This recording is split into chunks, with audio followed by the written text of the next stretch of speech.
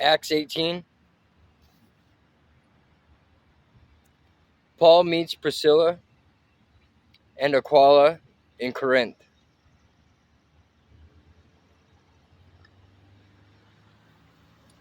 Then Paul left Athens and went to Corinth.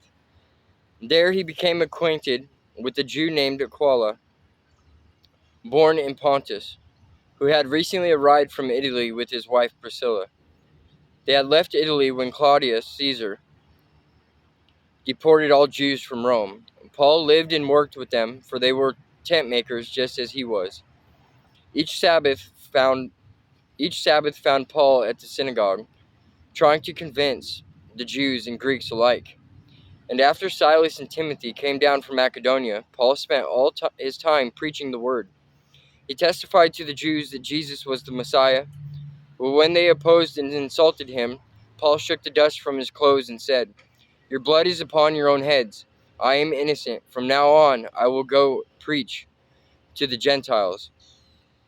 Then he left and went to the home of Titus Justus, a Gentile who worshipped God and lived next door to the synagogue. Crispus, the leader of the synagogue, and everyone in his household believed in the Lord. Many others in Corinth also heard Paul became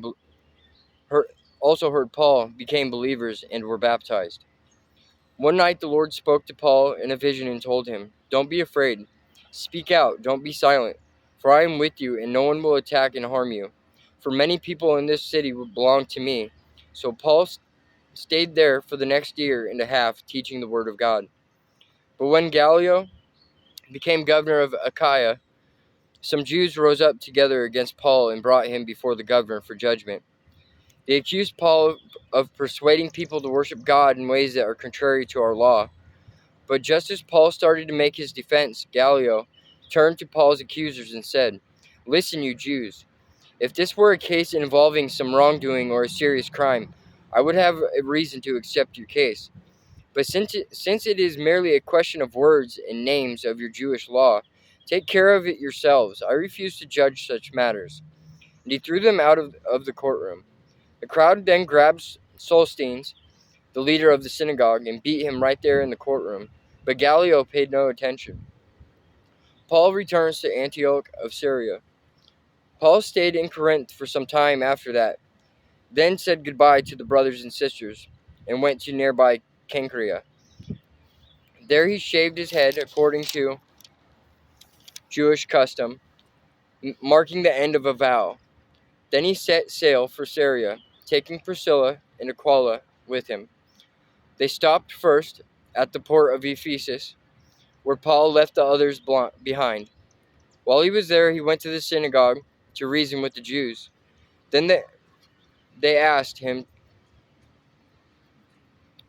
to stay longer, but he declined.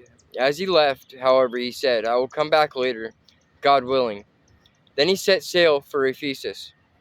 The next stop was at the port of Caesarea. From there, he went up and visited the church at Jerusalem, and then went back to Antioch.